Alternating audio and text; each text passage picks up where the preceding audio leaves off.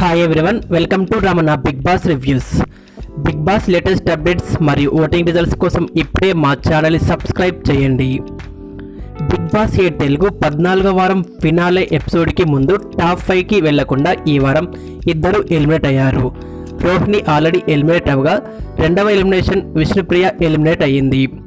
ఎంతో fan base ఉన్నప్పటికీ Vishnupriya use చేసుకోలేక సరిగా గేమ్ ఆడలేక ఎలిమినేట్ అయింది.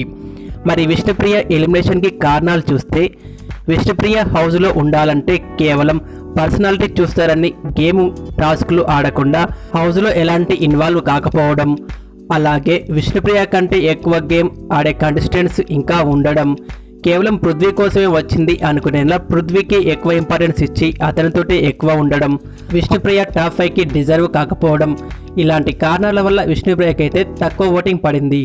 లీస్ట్ ఓటింగ్ కారణంగా 14th వీక్ విష్ణుప్రియ అయితే ఎలిమినేట్ అయ్యింది. మరి విష్ణుప్రియ ఎలిమినేషన్ గురించి మీ ఒపీనియన్ కామెంట్ చేయండి.